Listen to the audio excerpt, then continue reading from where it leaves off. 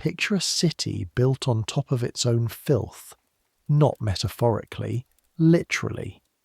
A city where, beneath the cobblestones of every street, beneath the cellars of every building, beneath the foundations of the grandest boulevards in the world, there are thousands of stone pits filled with human waste, and most of them are leaking. Picture a building 6 stories tall on a street that looks, from the outside, like something from a painting.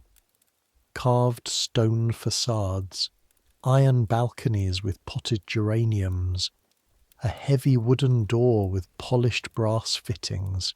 Now go inside, go up, past the first floor where the lawyer lives with his family and their silk curtains, past the second floor where the widow rents 2 rooms and smells faintly of lavender, past the third, the fourth, up the stairs that get narrower with every flight, up where the plaster on the walls starts to bubble and crack, up where the ceiling slopes toward the roofline and there is no fireplace, only a small iron stove that barely pushes back the cold, all the way to the top. Now smell the air. That smell is not coming from outside. It is not coming from the street, where, yes, there is horse dung and vegetable rot, and the general miasma of a city of 2 million people living too close together. It is coming from below you, from deep below you, from a stone pit in the building's foundation that has not been properly emptied in 14 months, that is cracked along one wall, that is slowly, persistently, inexorably seeping into the earth around it, and now, because water moves upward through old stone, because this building was constructed in 1791, and the mortar has been softening for 60 years, that smell is finding its way up through the walls, into your room, into your lungs, every morning, every night, every hour of every day you live here. Welcome to Paris, the most beautiful city in the world, the city of light, of revolution, of art and philosophy and the rights of man, a city that, in 1851, is drowning in its own excrement and has not yet figured out what to do about it. I make these history stories, and I will be honest with you. I genuinely do not know if you're listening to fall asleep or if you're one of those people who just likes to know that your bathroom situation, whatever it is better than what we're about to describe. Either way, get comfortable, pull your blanket up, take one long, deep breath of clean air, because the people in tonight's story did not have that luxury. Here we go. Your eyes open before dawn. There is a half second, not even that, maybe a quarter second, where you do not remember where you are still in the fog between sleep and waking, back in Clermont-Ferrand, in the room above your parents' kitchen, where the air smelled of bread dough and wood smoke and the faint sweetness of hay from the neighbours' horses. Then it hits you, not gradually, not building from a suggestion into a certainty. It hits you all at once, the way cold water does. The smell. It is layered, and over the months you have lived here, you have become an involuntary expert in its layers, the way a musician learns to hear the individual instruments in an orchestra. The top note is sulphur, sharp and biting, the smell of something that has already fermented past the point of fermentation into something older and worse. Below that, a deep organic rot, animal and close, the smell of matter that was once living and is now becoming something else. Below that, a sweetness that is somehow more disturbing than the other smells, the cloying sweetness of advanced decomposition, the smell that on bad days coats the inside of your mouth like grease. And then there is the bass note, the one that never leaves, even on the better days, even when the north wind blows hard through the gap under your window. A heaviness, a density, as though the air itself is carrying something it would rather put down. You've been here 9 months. In the first week you were sick every morning. In the second week you were merely nauseated. By the third week, something in your brain learned to categorize the smell as background information rather than emergency alert. The way people who live near train tracks eventually stop hearing the trains, you have not stopped smelling it. You have simply stopped reacting. That is not the same thing as being safe, but you do not know that yet. Not entirely. You have your suspicions, the same suspicions that everyone in this building has, and that everyone carefully avoids discussing, because discussing them leads to conclusions that none of you can afford to act on. The room is small, smaller than small, 7 feet by 9 feet, with a ceiling that follows the pitch of the roof and drops to about 5 feet at its lowest point above your bed. There is a window the size of a book set into the roof itself, and through it you can see a rectangle of sky the colour of old pewter. There is the bed, a straw mattress on a wooden frame, a blanket, a bolster that has been restuffed so many times with whatever was available that it now contains, in addition to its original stuffing, approximately 3 kinds of fabric, a layer of sawdust, and something that you suspect was once a hat.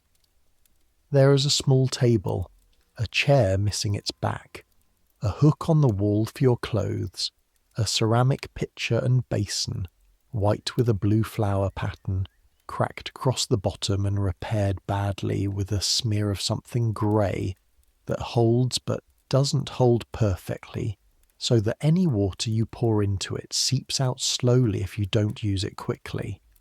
That is everything. That is where you live. You sit up in the bed and the cold air hits your face like a flat palm. October in Paris. The window has a gap at its lower corner where the frame has warped and the glass is pulled away from the putty, and through that gap comes something cold and damp and smelling of roof tiles and distance. You swing your legs over the side of the mattress.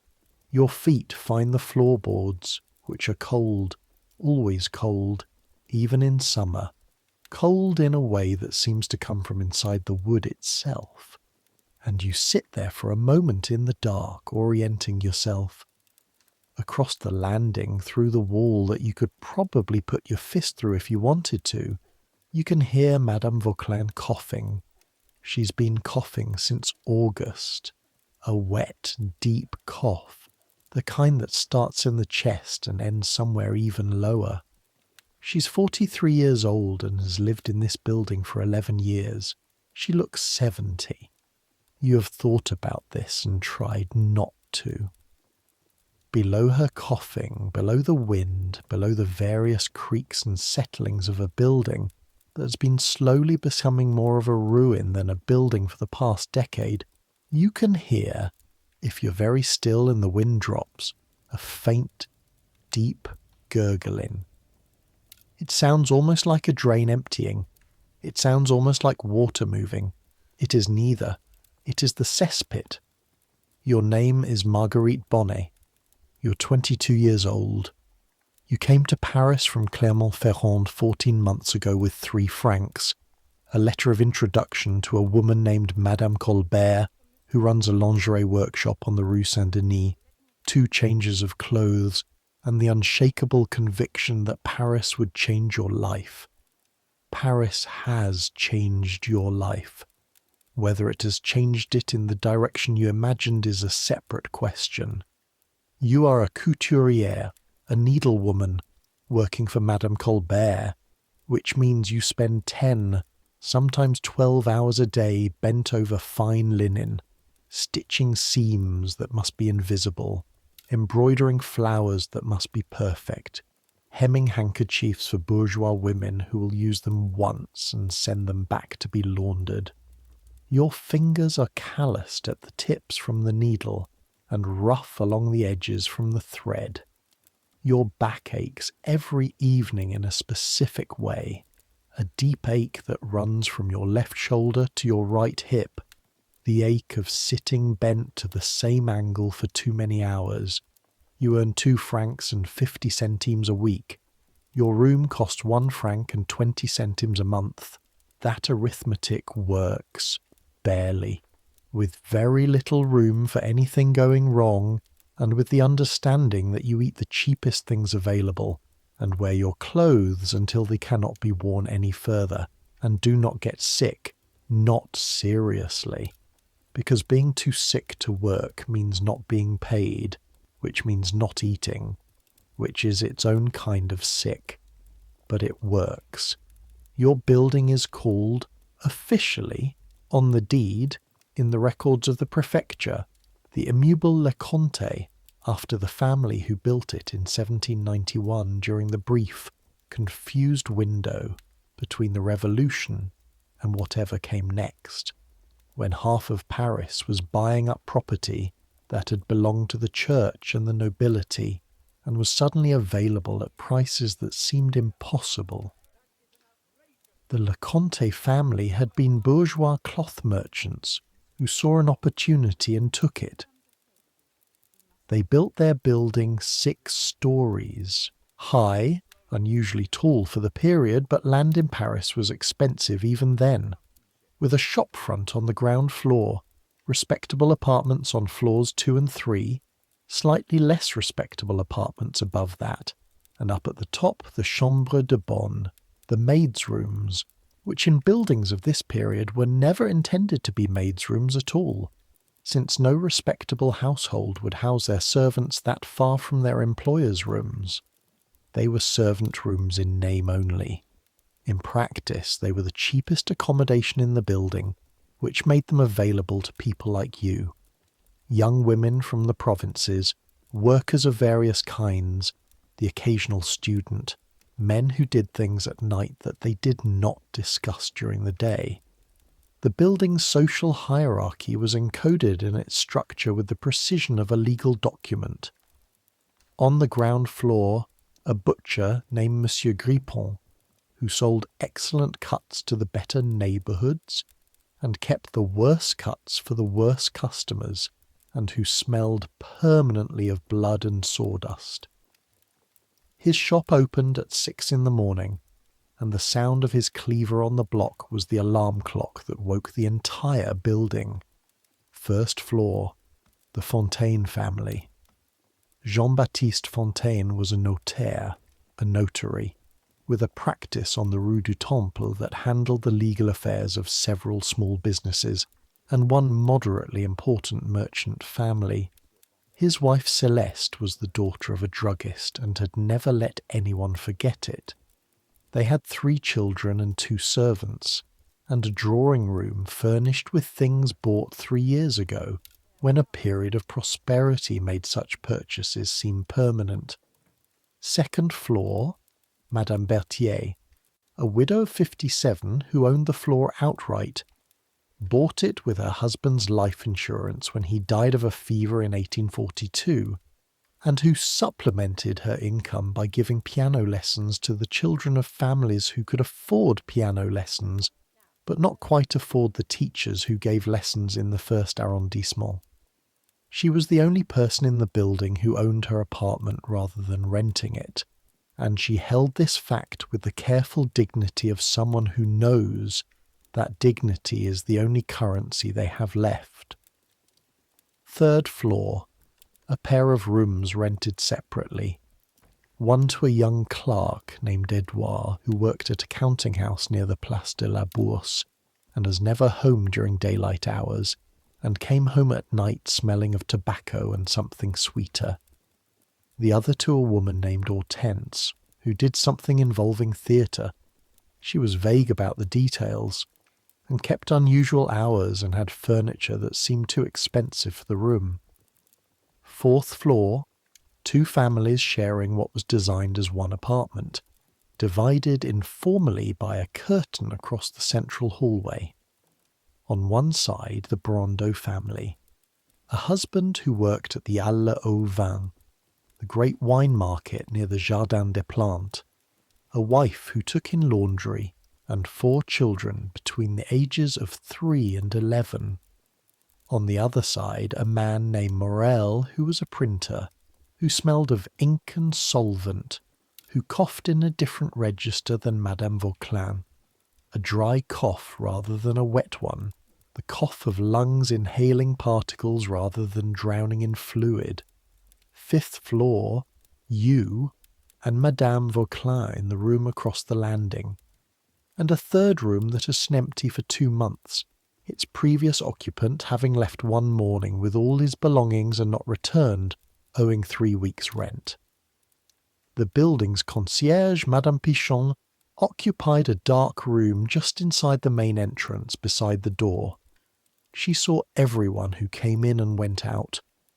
She was 61 years old and had lived in this same dark room for 22 years.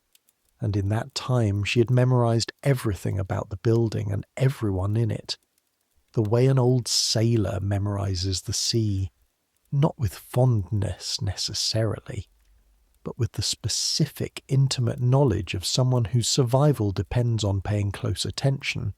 She was also the one who was supposed to handle communications with the building's owner, a man named Barbier, who lived in the 3rd arrondissement and collected his rents through a factor, and had, as far as anyone in the building could determine, never actually visited the building himself, not once in the 12 years since he'd purchased it at auction from the Leconte family's bankrupt estate. The cesspit was Barbier's legal responsibility. Madame Pichon had written to him 6 times.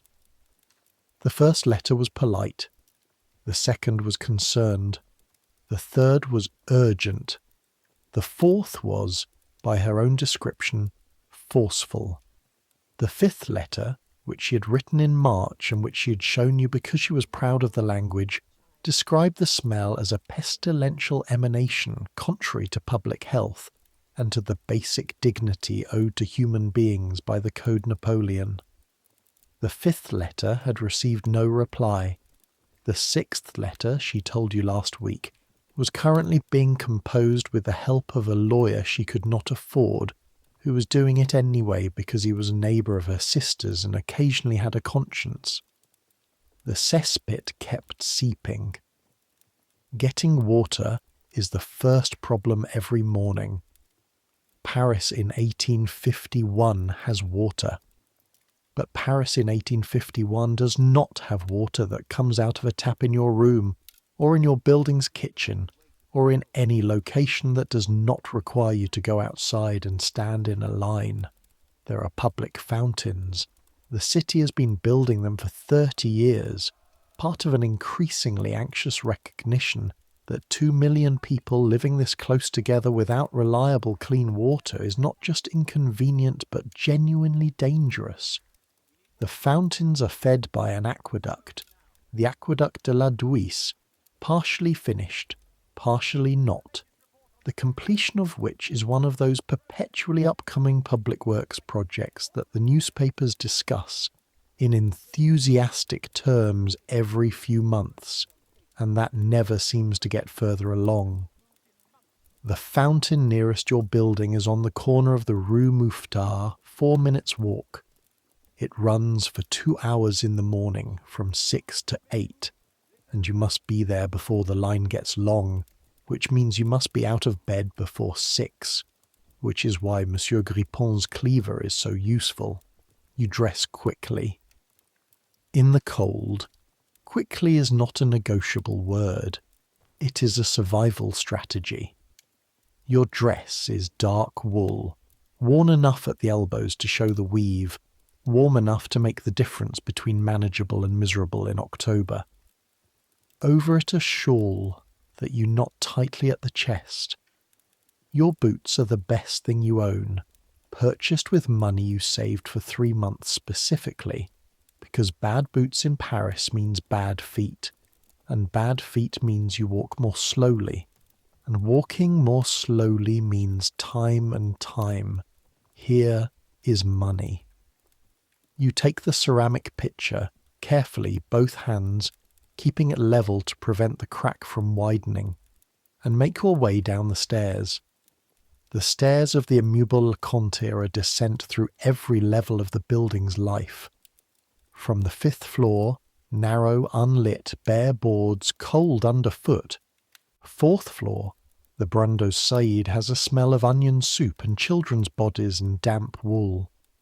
The Morel side smells of ink with an undertone of something sharper. The staircase is still bare boards here. 3rd floor slightly wider, and someone, probably Hortense, given what you know of her aesthetics, has placed a small painted tile on the landing wall. A blue flower. It looks completely wrong and completely right. 2nd floor, Madame Berthier's door is closed. Always closed, but through it you can sometimes hear the faint sound of a piano being played quietly, slowly, as though working through something difficult. 1st floor, the Fontaines. Their door is solid mahogany, with a brass plate bearing the name Fontaine in capital letters. The floor is carpeted here, a narrow strip of red wool that runs from their door to the staircase. The smell changes on this floor. Less mildew, more wax polish. Ground floor, sawdust and blood, and the first real gust of outside air through the gap under the building's front door. You step outside. October light, thin, grey, spreading itself reluctantly across wet cobblestones. The Rue Mouffetard is already alive. It is always already alive, this street, one of the oldest market streets in Paris. And the vendors have been setting up their stalls since before any reasonable person would call it morning. Cheeses on wooden boards, onions in rope bundles hanging from iron hooks, a man with a barrow of cold briquettes moving slowly down the street, his horse, a thin, patient animal with the resigned look of an animal that has made its peace with everything, picking its way around the potholes. A woman selling hot chestnuts from a brazier, the smoke rising white and fragrant, and the smell of it hits you like a physical thing. That clean, sweet, woody smell, the smell of something that is not the cesspit, and for a moment you just stop and breathe it in. 1 breath, 2, then you join the line at the fountain. There are already 11 people ahead of you. 2 women from the building on the corner. You recognise them but don't know their names. A man you think works at the tannery on the Rue Sancier. A girl of about 12 who is struggling with a bucket much too large for her, and who keeps having to set it down and rest her arms. You fall into line. The line moves slowly. This is the other kind of labour that no one counts when they calculate how much things cost. Not the sewing, not the standing, but this, the waiting.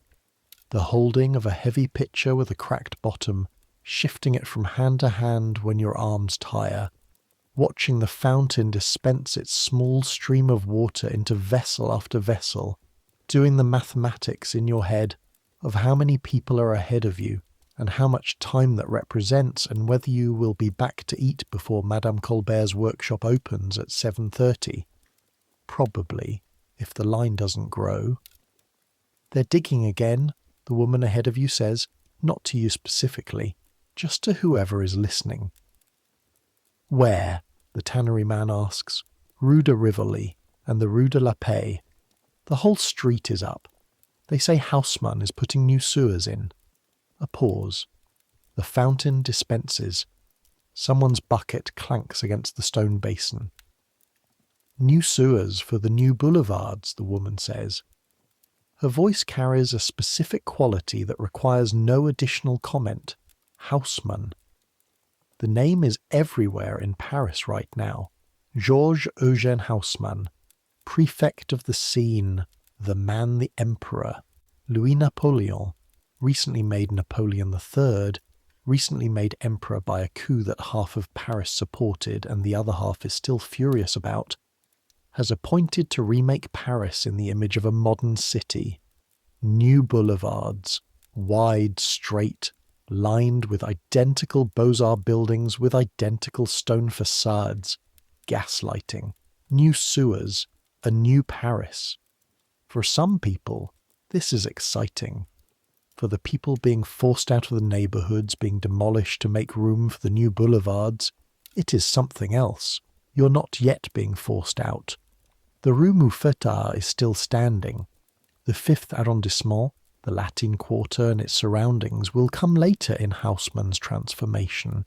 It is too complex, too ancient, too full of the university and the churches and the narrow streets that have been here since before Paris was Paris. But later is a relative term. My cousin lost her room, the girl with the bucket says. She's been listening too, apparently. On the Ile de la Cité. They knocked down the whole block. Where'd she go? The girl shrugs. Somewhere past Belleville. Belleville. Past the old city walls, beyond the customs barriers, in the ring of faubourgs that surrounds the city but isn't quite in it. Cheaper, dirtier, further from everything that makes Paris Paris. The line moves. You reach the fountain. You fill your pitcher carefully, watching the water level rise, watching the crack at the bottom to make sure it isn't too full, leaving a hand's width of space at the top to prevent sloshing.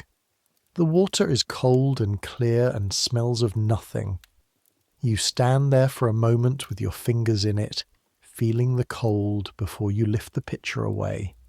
Clean water in 1851. This is what clean water feels like. You carry it home carefully with both hands. The Cesspit of the immeuble Le Comte is located, as was standard in Parisian construction of the late 18th century, in the building's foundation. This was not considered problematic in 1791. Paris in 1791 had been building its cesspits this way for 2 centuries, and the theory, such as it was, held that the solid stone construction would contain the matter indefinitely, or at least until the professionals came to empty it. Those professionals were the vidangeurs, the night soil men, who came, by law, only at night, between 10 in the evening and 6 in the morning, to avoid the worst of the smell and the worst of the social embarrassment. They brought their barrels and their hand pumps and their long-handled tools, and they emptied the pits, and they carried the waste away on carts to depots outside the city, where it was sold to farmers as fertilizer.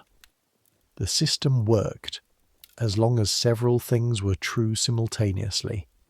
That the cesspit was structurally sound, that it was emptied regularly, every year or two, depending on occupancy, and that the vidangeurs could actually get their equipment into the building to do the work.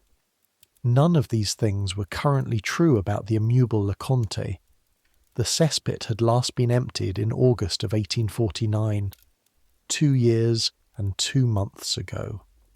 In that time, the building had had between 30 and 40 occupants at various periods, each of them contributing to the pit's contents in the ways that human beings inevitably do. The pit had been designed in 1791 for a population of perhaps 15 people. It had been built to accommodate the waste of the original Le Comte family and their servants and a handful of tenants. It had never been enlarged. Its stone walls had been built with lime mortar, which was standard for 1791, and lime mortar is excellent until it isn't, until water, groundwater moving through the Paris basin's particular geology, finds the joints between the stones and begins, over decades, to work the lime out, grain by grain, leaving spaces that are not yet holes, but that are no longer sealed. The crack that Madame Pichon had documented in her letters to Barbier, described in the 3rd letter as a visible separation of the masonry along the northeast wall, approximately 3 meters in length and of a width admitting light, was real. You knew this because Madame Pichon had shown it to you, going down to the building's cellar with a candle on a September afternoon, the two of you descending the steep stone steps that led from the interior courtyard down to the level below, where the building's foundations lived. The smell down there was beyond what you experienced in your room.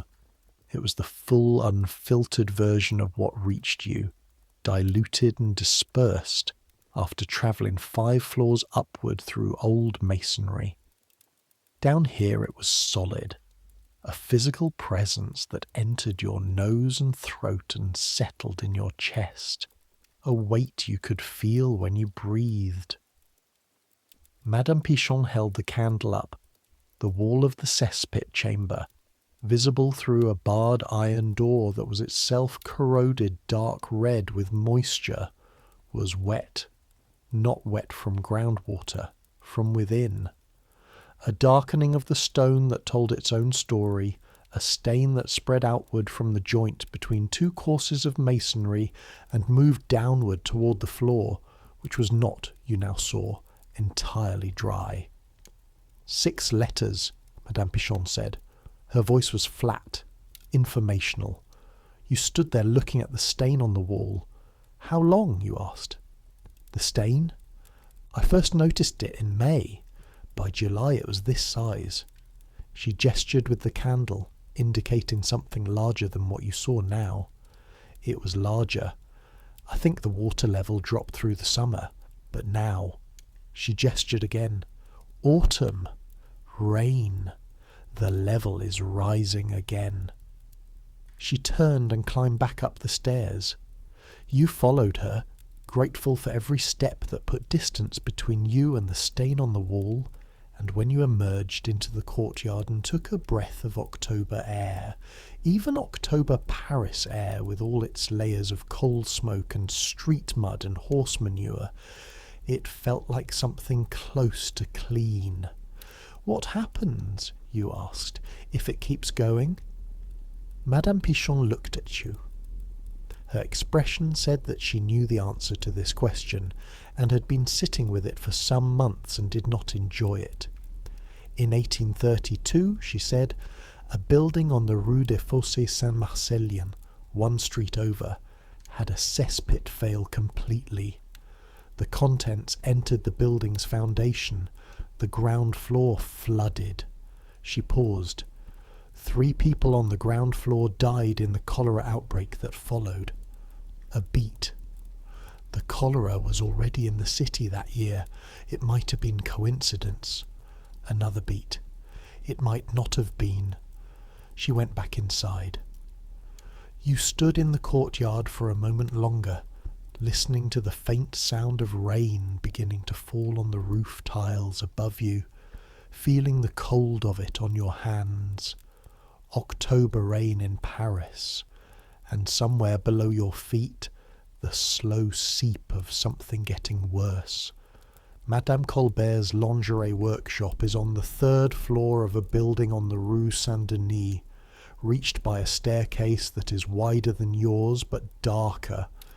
The windows at each landing blocked by the building next door, which was apparently constructed a decade after the first building and was built slightly too close, as though someone measured wrong and then committed to the error.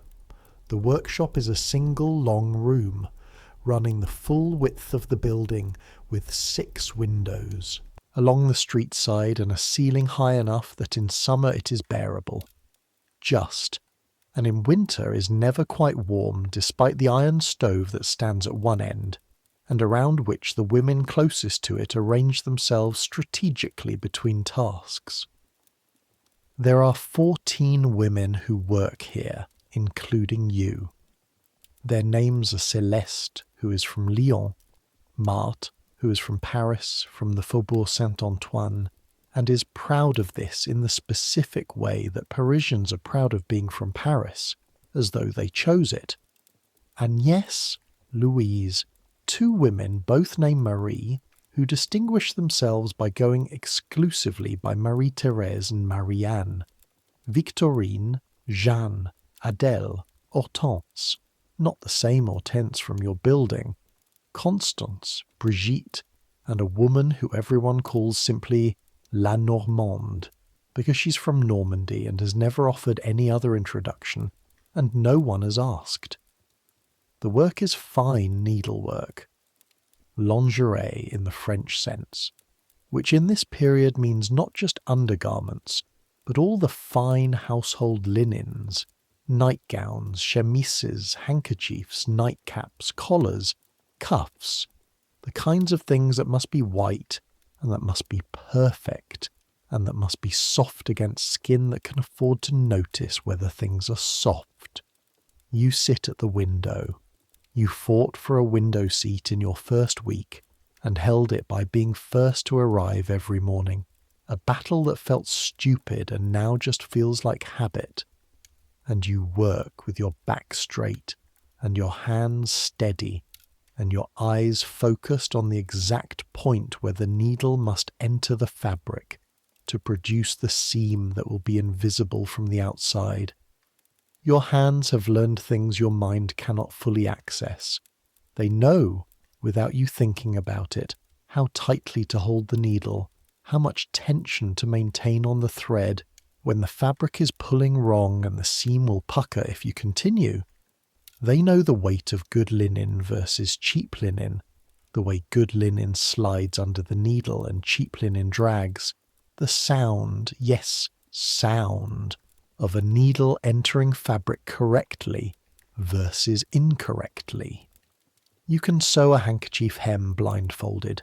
You have in fact done this. On a bet last February with Mutt, who lost 3 sous and was not gracious about it. The work is beautiful in its way. The work is also tedious beyond anything you imagined before you started doing it. There is a quality to fine needlework that you are not warned about. It requires the same actions repeated hundreds of times with zero variation in quality.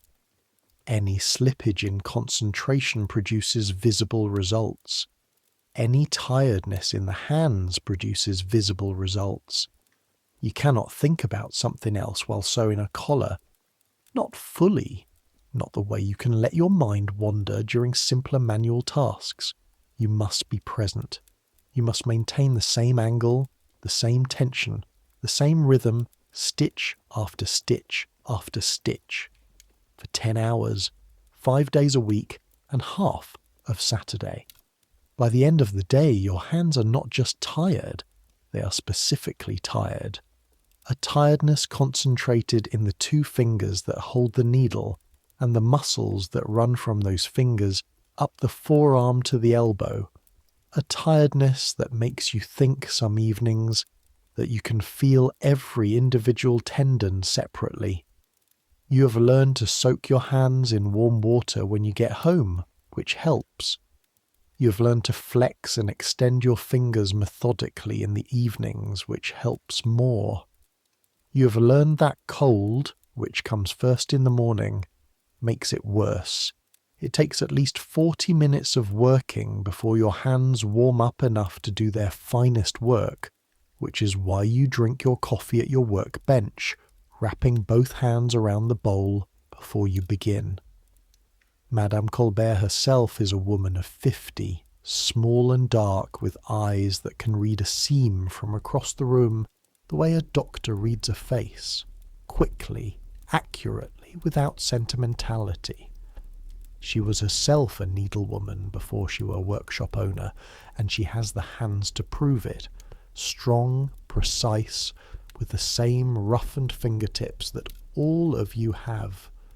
She does not do production sewing anymore, but she does quality checks, and her quality checks are the thing that keeps you honest even on the days when you are tired and your back hurts, and the smell from your room has followed you here. Clinging, you're increasingly aware, to your clothes, to your hair, the way all smells cling, and the thought of doing one, More perfect seam makes something in you want to put down the needle and walk away. Bonnet. Her voice from behind you. You do not stop working. You have learned not to stop working when Madame Colbert says your name, unless the next word is a command to stop. Stopping when not commanded is evidence of nervousness, and nervousness is evidence of bad conscience, and bad conscience usually means a bad seam somewhere. Yes, madame. She leans over your shoulder. You can smell her. Powder and a faint scent of cedar from the storage chest in her office. Nothing unpleasant. Something almost comforting, in the way that ordinary smells are comforting when you've spent the night with your head 5 floors above a failing cesspit. The tension on the lace attachment, she says, her finger, one short tap, on the section she means. You've let it tighten in the last 3 centimetres. You look. She is right.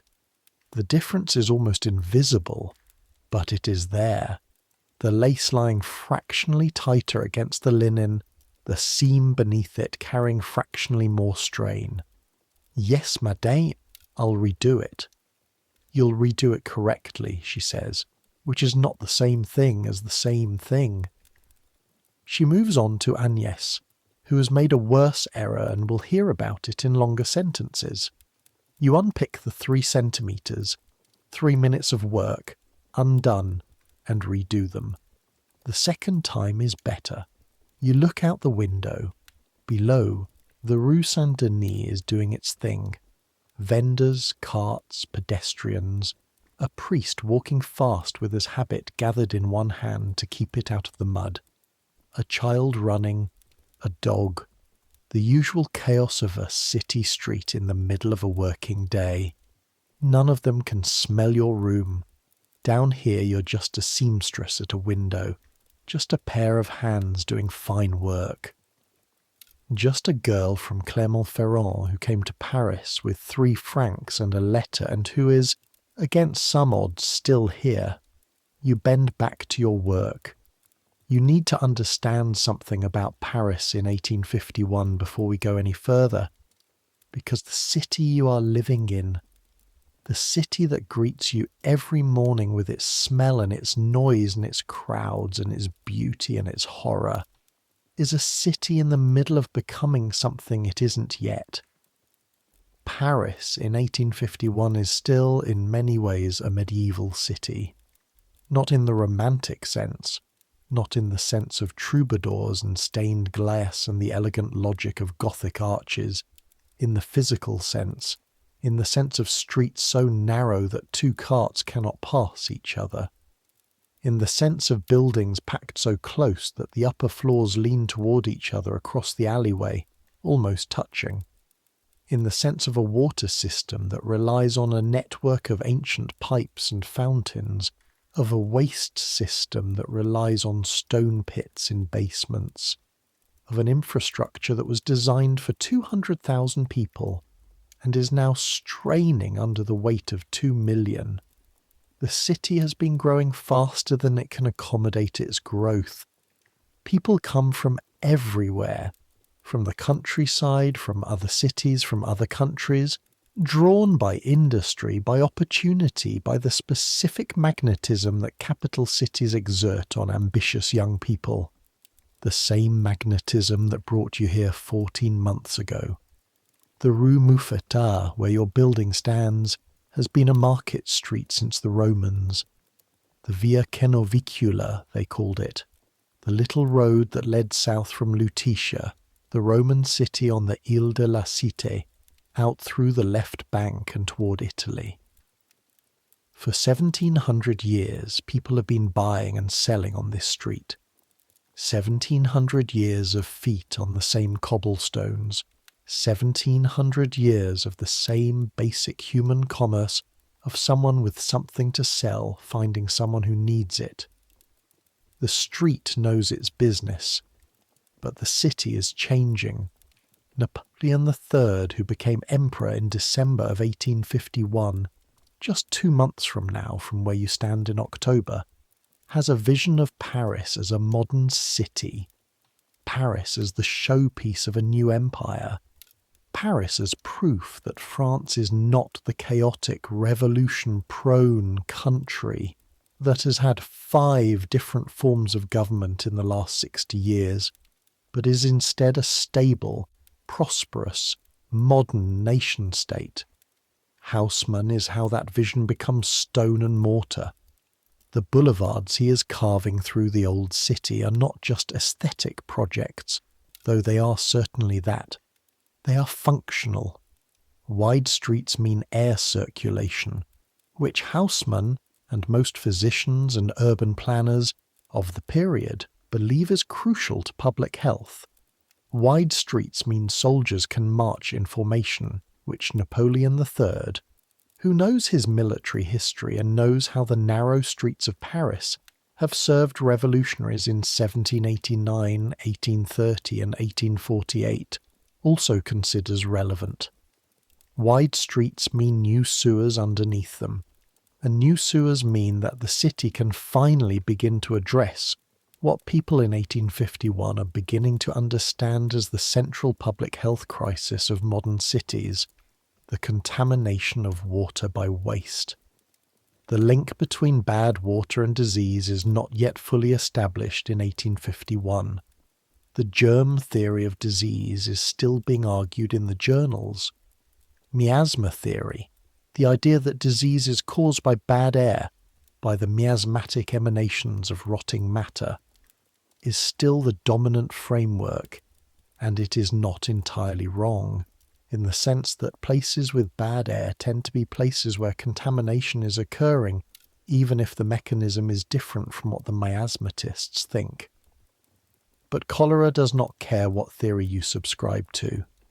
Cholera arrived in Paris in 1832 and killed 18,402 people in 6 months.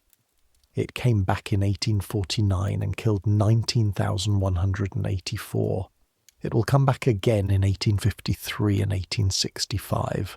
And cholera, as the physician John Snow is in the process of demonstrating in London, in a paper that is currently being written in English in a city across the Channel, that French doctors will not widely read for another decade.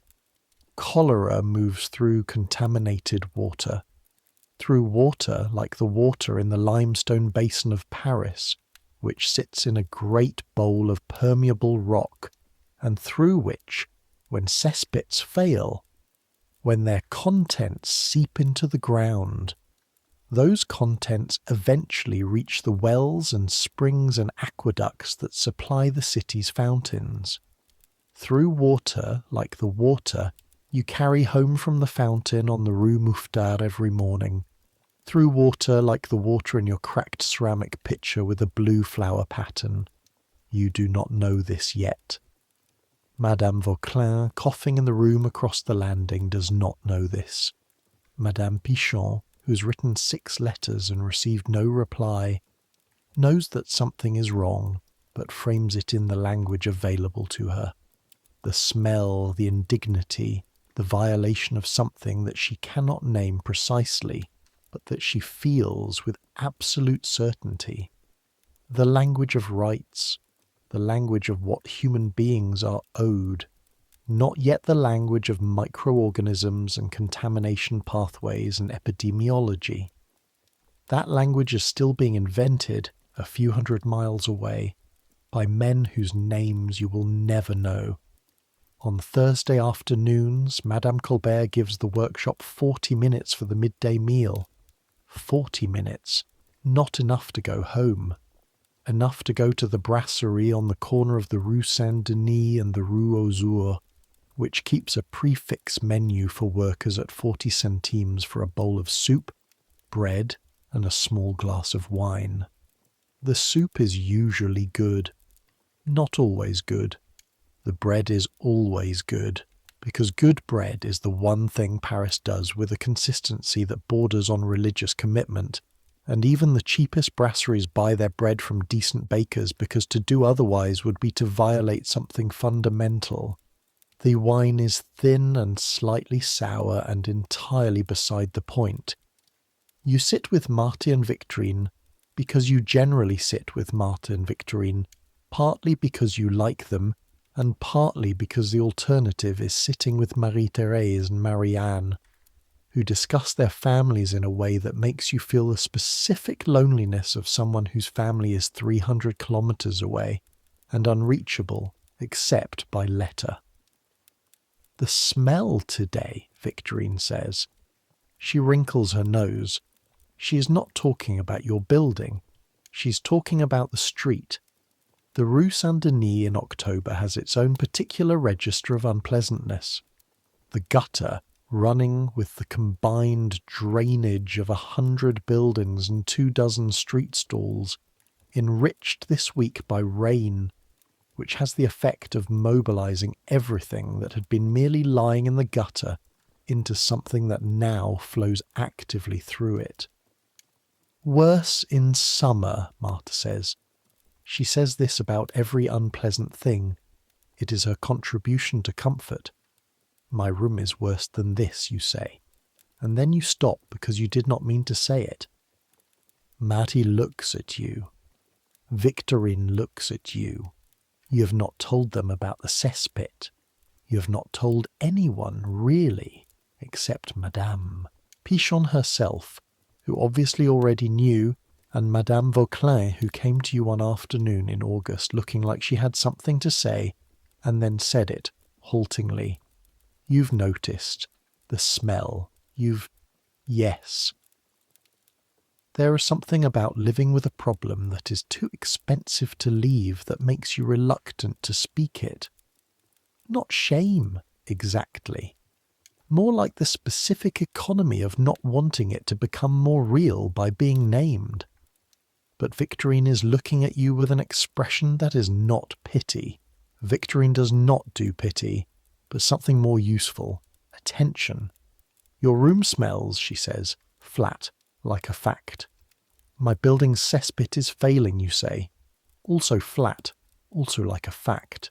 A pause. Since when? They noticed the crack in spring. The smell has been... the smell was always there a little, because it's the 6th floor in the air. But it's gotten worse since September. The autumn rains. Martha puts down her spoon. Have you written to the landlord? Madame Pigeon has written 6 times. A longer pause. Have you written to the prefecture? You look at her. The prefecture, the city government, the bureaucracy that is simultaneously building magnificent new boulevards and conspicuously failing to fix the cesspits of buildings inhabited by people who pay rent instead of owning property. No, you say. You should, Martha says. My uncle is a clerk in the 5th arrondissement sub-prefecture. He told me. She pauses, picks up her spoon again, considers how to put this. He told me that they log complaints. Every complaint gets logged, and if enough complaints come from one building, they can compel the owner to make repairs, under the code. Under which article? I don't know which article, but there's an article. You drink your thin wine. In 1851, the relationship between a tenant and a landlord is almost entirely in favour of the landlord. The law protects property. Barbier owns the building. You rent a room in it. The disparity in what you respectively have to lose makes negotiation a different thing than what the word implies. But the law also, somewhere in its layered complexity, requires buildings to meet minimum standards of public health. This is one of those legal requirements that exists because at some point someone died in a way dramatic enough to get the attention of legislators, and the legislators responded, as legislators do, with a paragraph in a code that may or may not be enforced depending on the political climate, and the relationship between the inspector and the building owner and a dozen other variables that have nothing to do with the paragraph. It exists, though. Martha believes it exists. I'll write, you say. She nods, picks up her spoon, and the conversation moves on to other things. But you keep turning the thought over, writing to the prefecture, adding your name to something official, making a record. The thought feels both small and significant at the same time. Outside the brasserie window, a cart goes past with a load of something covered by a canvas tarpaulin tied down with rope. It takes you a moment to identify the smell that follows it. The particular dense smell, earthy and chemical and wrong, of night soil. A vidangeur's cart heading away from the city, carrying the contents of some other building's problem out to the disposal grounds in the banlieue. You watch it pass. Your cesspit is still waiting. Sunday. Madame Colbert's workshop is closed on Sunday. This is not generosity, it is law, and Madame Colbert respects the law with the respect of someone who once tested it and found it firm. You wake later than usual, or try to. But the building's sounds begin at the same time, regardless of day. Monsieur Grippon's cleaver at 6, the voices from the Brando side through the ceiling, the coughing from across the landing. Madame Vauclin has been coughing more this week, deeper and wetter. You dress and get your water. The Sunday line at the fountain is shorter, because many of the workmen who use the same fountain on weekdays are sleeping later, and come back to make coffee on your small stove, which requires careful attention because the stove's flue has a tendency to back up and fill the room with smoke if you're not watching it. Black coffee, bread from yesterday, which is fine. Parisian bread from the previous day is still better than bread from many cities on the day it's made. A small piece of cheese. Breakfast. Eaten standing, because your chair has no back and sitting in it for longer than necessary produces specific discomfort. Then you put on your better dress, the blue wool kept for Sundays and for occasions when you need to be a person who looks like they're doing well, and your better shawl, and you go out.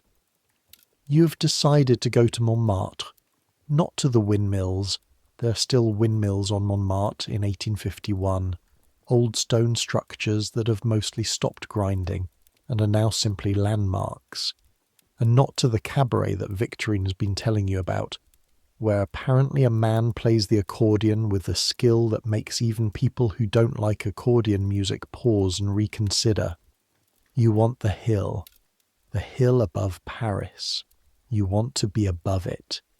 You take the omnibus, a horse-drawn carriage, painted yellow, packed with people, smelling of humanity and horse, and the particular staleness of an enclosed space that has been enclosed for several hours, from the Rue Mouffetard along the Boulevard Saint-Germain, across the river at the Pont Neuf, up through the first and second arrondissements, north, always north, toward the Butte. The omnibus cost you 3 sous. You consider this every time you spend it, the arithmetic of small expenditures. 3 sous is a decision, 3 sous less for food or thread, or the small economies that make the mathematics of your life work. 3 sous also bought you an hour you won't spend staring at your ceiling, so you get off at the foot of the Butte, the hill of Montmartre, and walk. The walk up is steep, steeper than it looks from below, where the Butte seems to simply rise out of the surrounding city like something that decided to be different. Up close, the streets are irregular, winding around the contour of the hill, the cobblestones more uneven, the buildings shorter and older and more battered by wind. People live up here, obviously. The Butte is a village in many ways, actually a separate commune, technically outside the city limits, which is one reason it has developed differently, less subject to the city's regulations, which historically has made it a refuge for the kinds of things cities regulate: cheap taverns, artists' studios, windmills and quarries, and the people who work them. The white stone you see in buildings all over Paris, The limestone that gives Haussmann's boulevards their gleaming uniformity came from quarries here and from the quarries beneath the left bank, vast underground excavations that form the basis of the catacombs on one side of the city and a network of empty stone corridors under the other. Paris is built of itself. This is true architecturally. It is also true, in a way you are only beginning to fully grasp, in other registers. You climb. Your legs ache by the time you reach the top, a different ache than the sewing ache. This one in the thighs and calves, a muscular ache that feels somehow healthier, like a response to something your body is doing rather than enduring. The wind hits you at the summit, cold, direct, coming from the north, carrying the smell of distance, the smell of sky that has been sky for a long time without anything in the way. And for a moment you simply stand in it, eyes closed, face up, letting it hit you. Then you open your eyes. Paris. It is laid out below you like a map of itself. The Seine, curving through the centre, catching the October light silver grey. The bridges crossing it one after another, connecting the left bank to the right. The Ile de la Cité in the middle of it, Notre Dame's towers visible even from here, those two towers completed 600 years ago, with the scaffolding currently visible around the spire, which is being rebuilt under Viollet-le-Duc's supervision, which everyone in Paris has an opinion about. The roof lines of the right bank stretching east and west as far as the haze allows, smoke rising from 1,000 chimneys, the gold of the Invalides' dome catching something in the light, the long dark mass of the Louvre running along the river. You stand there and look at it. 2 million people, all of them in that grey spread below you, all of them going about their Sunday, their different versions of the same city.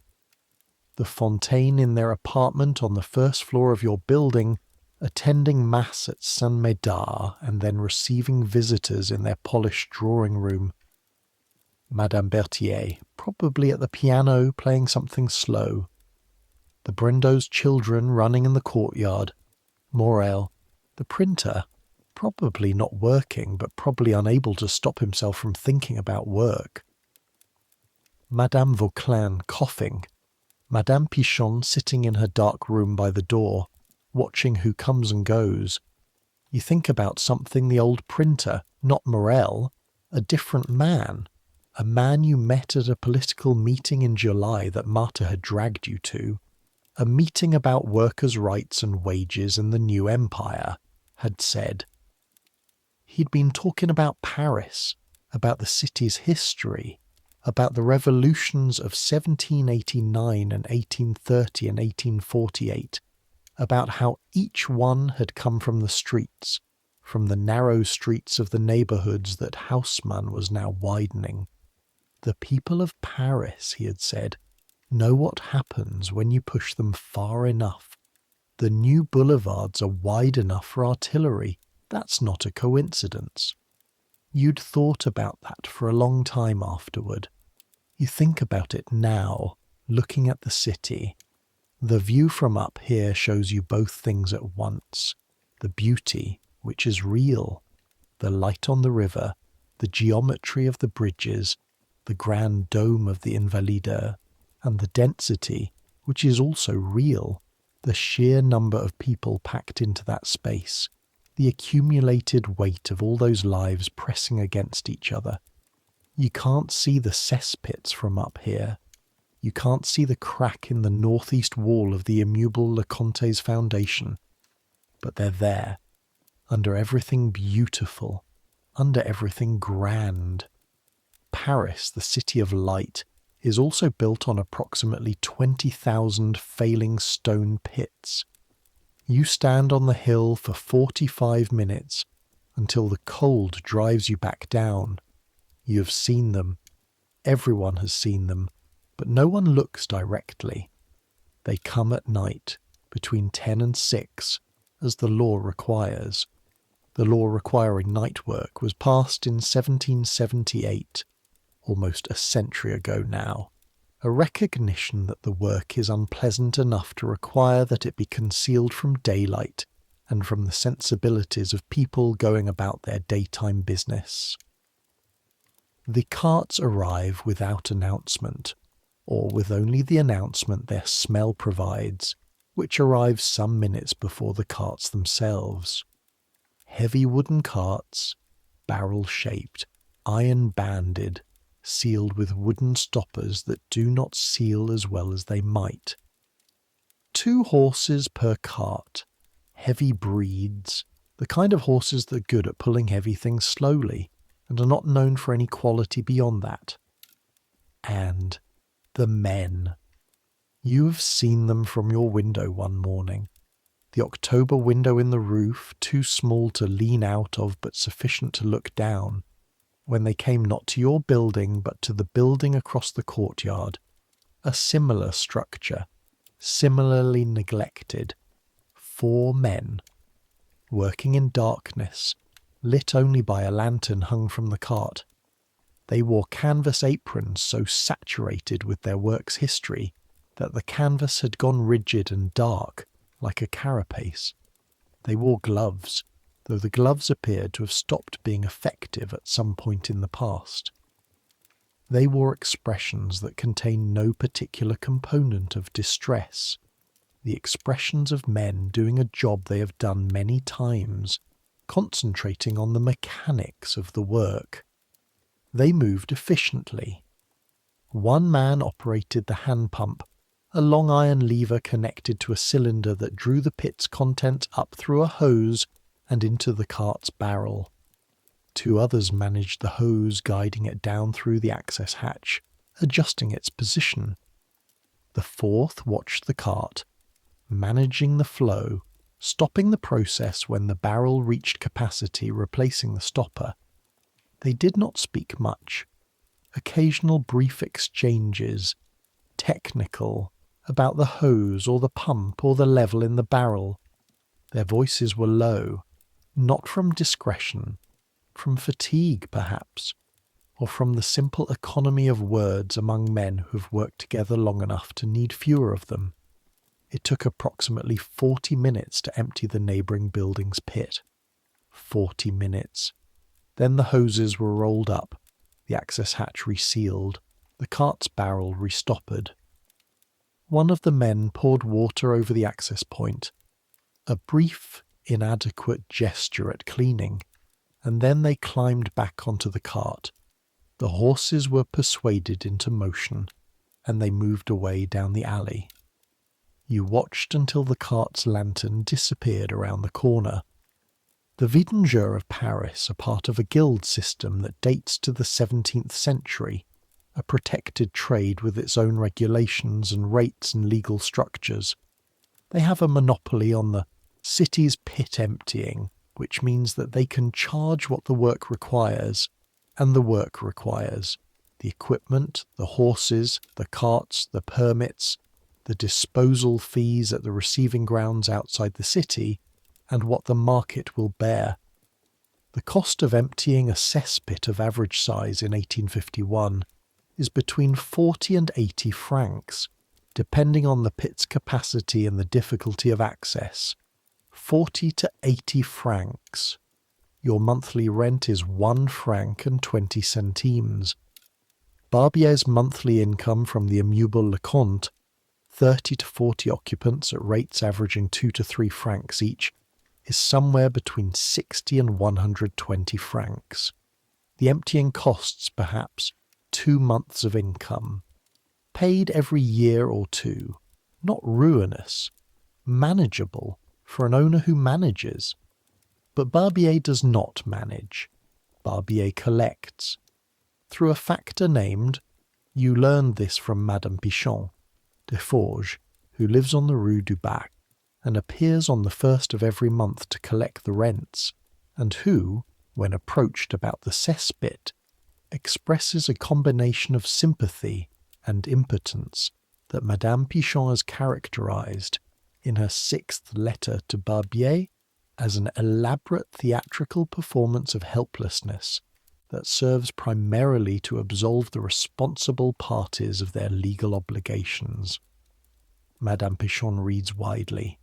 The vidangeurs will come when they're called and paid. They have not been called. They will not come. The cesspit will continue to do what cesspits do when left unattended. It will fill, and then it will find the cracks that all old stone eventually develops, and then it will begin to move. November. The rains of November in Paris are not dramatic. They are persistent. A grey, patient, relentless descending of water from a sky that has decided that the appropriate posture for November is a uniform lead-coloured overcast, and has been maintaining this posture for 3 weeks without significant variation. The Rue Mouffetard, which is a hill, the Via Senovicula, the old Roman road, running downhill to the south, becomes, in heavy rain, also a river. The gutters overflow. The cobblestones disappear under a shallow stream of water that carries with it the combined drainage of the upper street, which is to say, everything. Rain is democratic. It mixes things. Your boots have a problem now. The right one has developed a separation at the toe, where the leather upper meets the sole, a gap that is presently small enough to be managed by positioning your foot carefully when you walk. But that will, given the November rains and the state of the streets, become rapidly worse. You need to take the boot to the cobbler. The cobbler is 3 streets away, on the Rue du Pot de Fer, a man named Tessier, who is small and precise, and who, when you showed him the boot last week, told you he could repair it for 60 centimes, or replace the sole entirely for £1.40. You said you'd think about it. You're still thinking about it. In the meantime, you walk carefully. In the meantime, the rain fills the streets. In the meantime, underground, the water table beneath the Rue Mouffetard is rising. You notice the change on a Tuesday evening, coming home from the workshop in the rain. You smell it before you open the building's front door. You smell it standing on the step, key in the lock, and the smell is different. Not worse in degree, but different in character. The sulphur top note is gone, replaced by something more liquid, more immediate, more of right now. Inside, the entrance hall is dim. Madame Pichon is not in her room. Her door is open, which is unusual, because Madame Pichon keeps her door closed as a principle. You stand in the entrance hall and listen. Below you, from the cellar, comes a sound you have not heard before. A slow, thick trickling. Not the cesspit's usual occasional gurgle, the settling sound you have learned to classify as background. This is more continuous, more purposeful. Water moving somewhere it should not be. You go to the cellar stairs. The door at the top is closed. You put your hand on the door. You can feel it, a faint particular vibration. Very faint. Something moving, something liquid on the other side. You open the door. The smell hits you first, the full, unfiltered smell, and this time it is mixed with something else.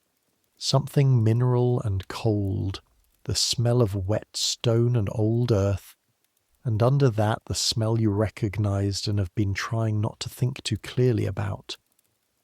You hold, the door open, and look down the stairs. At the bottom, in the faint light from the courtyard window, the stone floor is wet. Not damp, not the baseline damp that has always been here. Wet, a shallow shine of liquid covering the lower step, spreading outward toward the foundation wall. Merde, says a voice behind you. Madame Pichon. She's standing in the hallway behind you, holding a candle, looking past you down the stairs. Her face shows what her face rarely shows. Not panic. Madame Pichon is not a panicking woman, but a specific kind of resigned fury. The expression of someone who has predicted something, been ignored, and is now watching the prediction come true. Since when, you ask? I came down an hour ago when I heard the sound. It was already like this then. She looks at the spreading dampness. It's moving faster than I thought. A pause. How much of the pit is in the foundation floor? She's quiet, thinking about whether to give you the truthful answer, deciding to. The crack is not just in the wall. She pauses. I didn't tell everyone this. I didn't want to cause unnecessary alarm. But when I was down here in September, I could see the floor near the northeast wall was not. It was not just damp. There was seepage from below. From below. The cesspit, you understand her to mean, is not only leaking through its wall, it is leaking through its floor, into the earth beneath the building's foundation, and the earth, saturated by weeks of rain, is returning the favour. Where does Monsieur Grippon's shop drain, you ask? She looks at you. The question is sharp enough to be worth a moment's pause. Into the street gutter, she says, through a pipe in the shop front wall. Why? If the cellar floods and the ground floor is, if the contamination reaches the building's ground level drainage, she understands immediately. She closes her eyes for 1 second, opens them. I'm going for the inspector, she says. Tonight, the prefecture duty inspector. There's one on call. There's supposed to be one on call. I'll stay here, you say, and tell the other tenants. She's already moving toward the front door. You stand at the top of the cellar stairs, candle in hand, and listen to the slow, deliberate, underground movement of something making its way upward into the building you live in. Let me tell you what nobody in your building knows in November 1851. Let me tell you what the doctors don't know yet, what the city government doesn't know yet, what even the most educated physician of the period doesn't know yet, though some of them, Snow in London, Semmelweis in Vienna, are beginning to suspect. Cholera vibrio cholerae. A comma-shaped bacterium discovered, properly identified in 1854 by Filippo Pacini, though he publishes in Italian and the scientific community will not properly acknowledge his work for 30 years. It enters the human body through contaminated water, through food irrigated with contaminated water, through hands washed in contaminated water. It colonizes the small intestine and begins producing a toxin that causes the intestinal cells to release enormous quantities of water into the gut. The symptoms come on fast. Within hours of infection, muscle cramps, diarrhea, not ordinary diarrhea, but a specific copious rice water discharge that can remove litres of fluid from the body in hours, and vomiting. Dehydration so extreme and so fast that the skin loses its elasticity. The eyes sink into their sockets, the blood thickens, the kidneys shut down. Without treatment, death comes in hours to days. Even with treatment, which in 1851 consists largely of keeping the patient warm and quiet and hoping, the mortality rate is high. In the 1849 epidemic, Paris lost 19,000 people. In the poorer neighbourhoods, the death rate was 3 to 4 times higher than in the wealthy ones. The wealthy had better water, better food. They lived on the lower floors of building with newer plumbing, or in their own houses with private wells. When the city's public water sources became contaminated, they had alternatives. The poor drank from the public fountains, the fountain on the corner of the Rue Mouffetard, the fountain that Madame Vauquelin used, and that the Brindo children used and that you used every morning filling your cracked blue pitcher. The fountain whose water, before it reached the fountain, passed through the limestone basin beneath Paris, the same basin that is now receiving the slowly seeping contents of the immutable Leconte's cracked cesspit. The public health inspectors of Paris know that there is a connection between cesspits and disease. They have known it since 1832. The connection is framed in miasmatic terms. Bad air from decaying matter causes disease. But the practical conclusion is correct, even if the mechanism is wrong.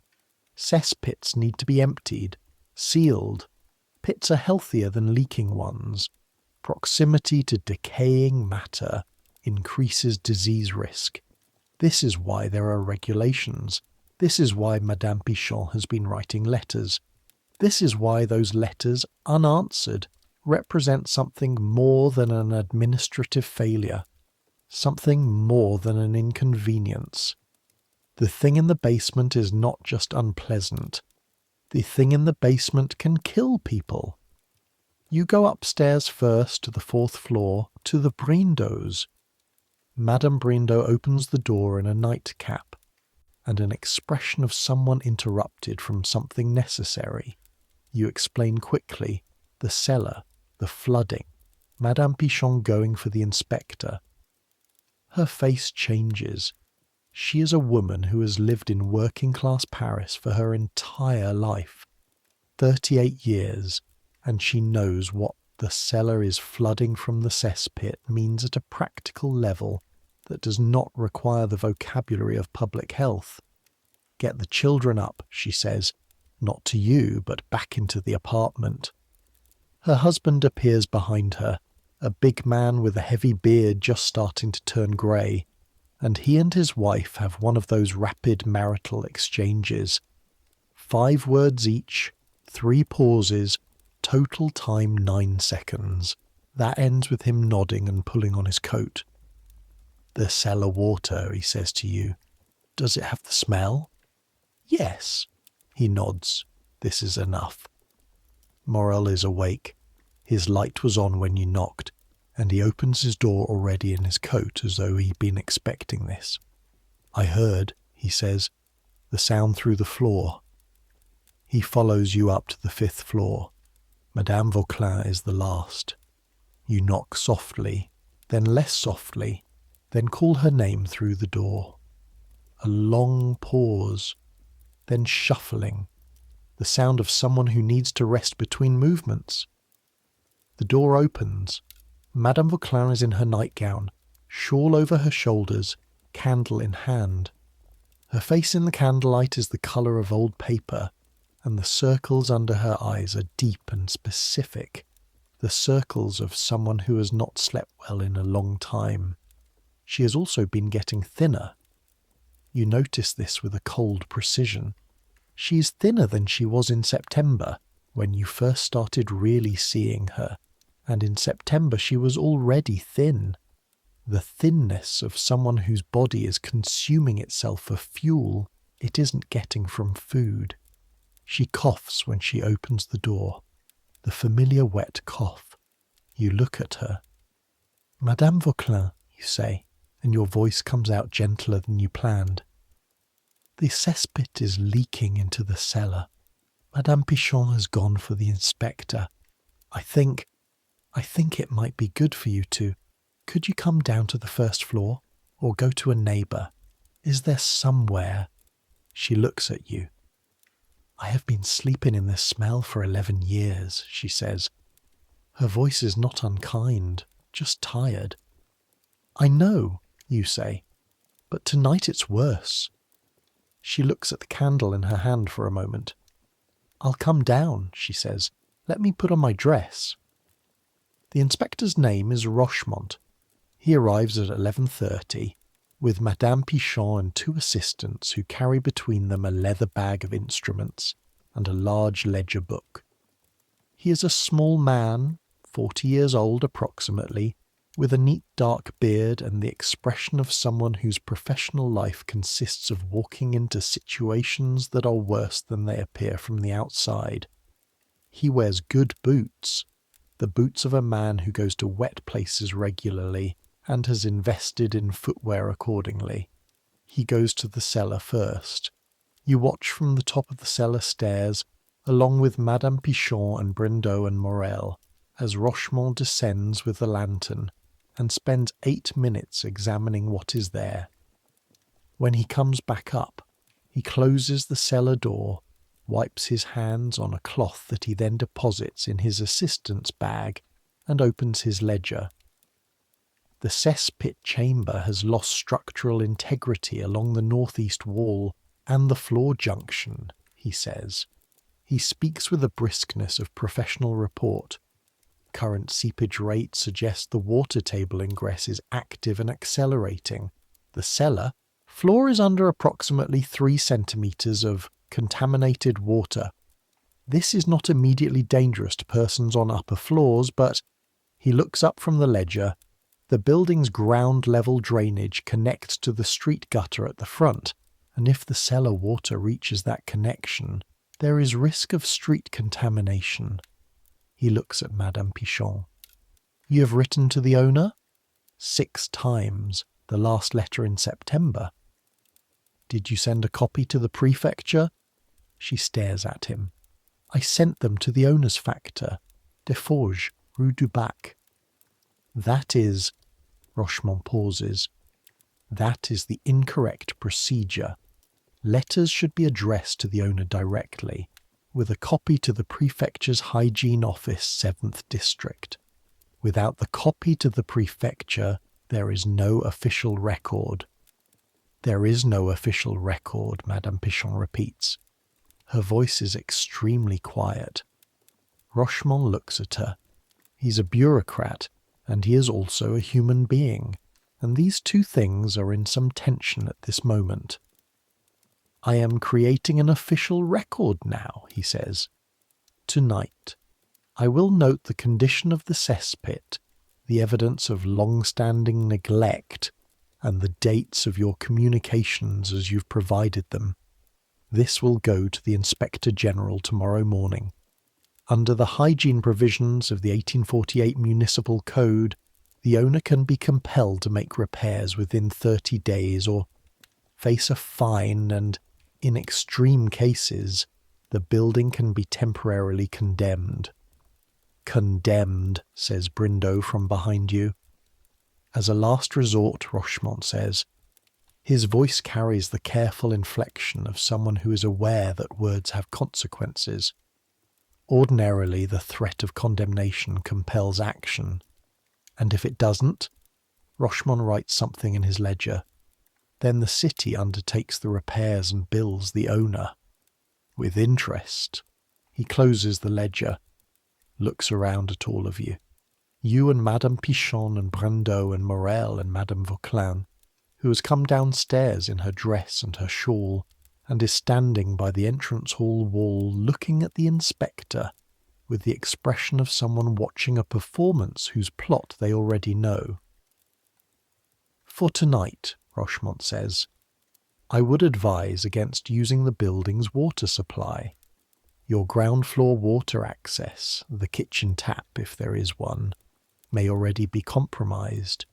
Use only water you carry from an external source. I would also advise that anyone experiencing symptoms of intestinal distress, he pauses, seek medical attention promptly. He looks at Madame Vauquelin when he says this. She looks back at him without expression. I will return tomorrow afternoon, he says, with a written order for repairs. He and his assistants leave. The 6 of you stand in the entrance hall. The Brindot children need to be kept calm. Madame Brindot accomplishes this with the competence of someone who's been keeping children calm in adverse circumstances for 11 years. Brisk, warm, matter of fact. Yes, there is a smell. Yes, Monsieur Rochemont came. No, nothing is going to fall down. The cellar is just Wet. Everything is fine. The children are not entirely convinced, but are young enough to be reassured by their mother's tone. Brindo himself goes to the cellar door at midnight and reports that the water level has not risen noticeably since the inspector's visit. This is something. Not enough, but something. You make tea. You have tea because Marta gave you a small paper packet of it in September as a birthday present. She had remembered your birthday, which you had mentioned once in passing, with the specific social grace of noticing small things that Marta possessed in abundance, and you have been saving it for occasions that require something more than the usual boiled grain drink that passes for hot beverage at the Immeuble Le Comte. This qualifies.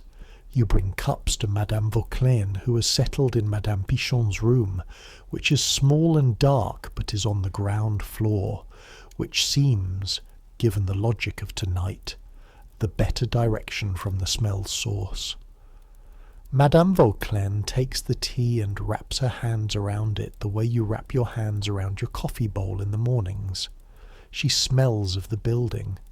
You all do to varying degrees, but she more than most, because she has been here 11 years, and 11 years of absorbing a smell makes it part of you in a way that cannot be entirely undone by walking outside. "Thank you," she says. "You've been sick, you say." Not a question. She looks into the tea. "The doctor on the Rue Censier says it's my lungs. He gave me—" She names something, and said to rest. "I told him I can rest when my rent is paid." A pause.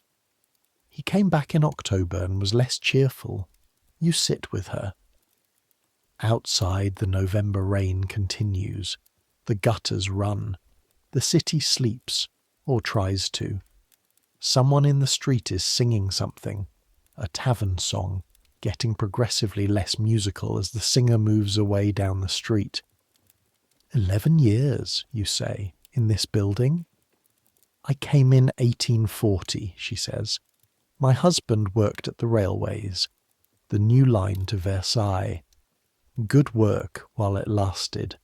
Then," she shrugs, the compact shrug of someone who's made peace with the story by telling it so many times it has become a summary. "The work ended. He found other things. Then he found fewer other things. Then he found nothing. Then he—" She stops, drinks her tea. "I stayed," she says. "The room is cheap. It has a window. I do piecework. Hemming. The same as you. Less fancy. It is enough." "It is enough," you say. And you mean it differently than she does, and she knows it, and neither of you speaks for a moment. "This smell," she says. "You think it's made me?" "I think the doctor might be worth seeing again," you say carefully, "with what Rochemont said tonight. About water, about—" She nods slowly. Not resistance. More like acceptance of something she's been holding at a distance. "In 1849, she says, 3 people on the Rue des Fossés Saint-Marcel died of the cholera. The others were all sick for weeks." She pauses. "They lived in a building with a broken cesspit. She knew. She has known. I'll go to the doctor tomorrow," she says, "if the weather permits." "I'll come with you," you say. The workshop doesn't start until 7:30. She looks at you. Her eyes in the candlelight are dark and still, and carry the particular quality of someone who has reached the age where being cared for is both welcome and strange. "That's kind," she says. "That's very kind." The Inspector Rochemont comes back the following afternoon as promised. He brings with him a written order bearing the official seal of the Prefecture of the Seine, addressed to Berbier, the building's owner, requiring him to engage a licensed vidangeur firm within 15 days to empty and seal the cesspit, and to present documentation of completed repairs to the hygiene office within 30 days. Madame Pichon holds the document and reads it twice. What if he ignores it, she asks. The facteur de forge will receive a copy. The building will be subject to inspection. If repairs are not made within 30 days, the city will undertake them directly, and Barbier will owe the cost plus a 20% penalty. Has this happened before? Rochemont looks at her levelly. It has happened, and the owner paid. In most cases, eventually. She nods, folds the document precisely, places it in the drawer of her small desk with the careful deliberateness of someone securing something valuable. "Thank you," she says, "for coming." "It's my position," he says. But he says it without dismissal. He leaves. Madame Pichon stands in her room with the drawer closed. 15 days, she says. Not to you, to the room. The vidangeurs come on a Thursday night, 11 days after Rochemont's order. You hear them from your room, the creak of the cart, the horses' hooves on the wet cobblestones of the alley, the low voices of the men positioning their equipment. You do not go down. But you lie on your bed and listen to the sound of the pump, a rhythmic, mechanical sound, metal working against pressure, a sound that is unbeautiful and completely necessary.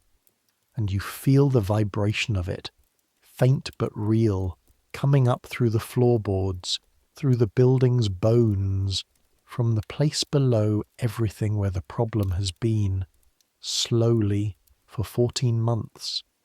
The work takes 4 hours. You know because the church of Saint-Médard, 2 streets away, marks the hours through the night, and you hear both the start a little after 10 and the stop a little before 2. Between those 2 marks, the sound of the pump, the occasional voice, the horses shifting weight, the rain which has stopped, leaving the night cold and clear. At 2:15 there is a different sound, the sound of shovels, of stone being mixed, and this lasts another hour, repairing the crack, sealing it with new mortar. At 3:30 the sounds stop. At 4 a cart moves away down the alley. The building's very quiet. You lie there and breathe. The smell is still there. It will be there for weeks probably, embedded in the old stone in the mortar, in every surface that has been absorbing it for 2 years. You know enough about how smells work to know that the source being removed does not mean the residue is gone. But it is different now. The top note has changed. The sulphur is still there, but beneath it, or where the deep liquid moving smell was, there is something quieter, stiller, the smell of something that is no longer progressing, the smell of something that has stopped. You close your eyes. The next morning, Madame Vauclin is not coughing. You hear this, or rather you notice the absence of it, as you come down the stairs with your pitcher. The landing is silent. Her door is closed. You knock. A long pause. Come in. She's in bed, propped on her bolster, with a shawl around her shoulders and a second blanket that someone, Madame Pichon probably, has brought up and laid over her. She looks more tired than usual, but her breathing, when you stand close enough to hear it, is clearer. Not the wet labour of recent weeks. On her small table, a cup, a bottle of something from the pharmacy, dark glass with a paper label. The doctor, you say. He came yesterday afternoon, while you were at work. A pause. He says my lungs are, she looks for the word, inflamed. Not. He says it's not the same as what killed René at number 14 in 1849. He says with rest and this. She gestures at the bottle. And clean air. I should improve. Clean air.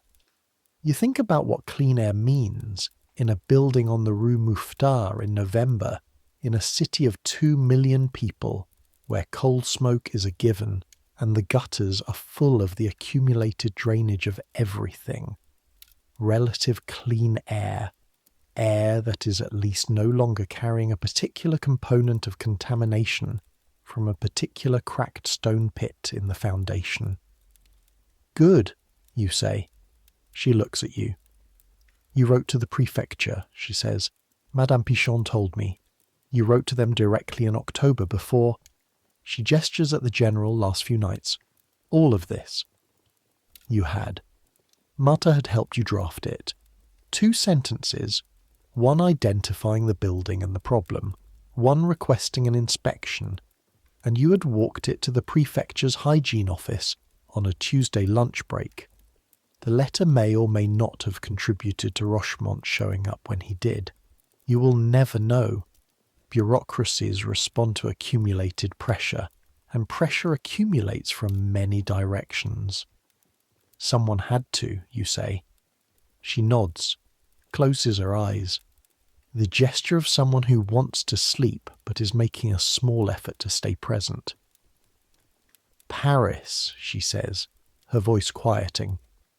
You know what my mother told me when I first came here? She said, Paris will either make you strong or it will eat you.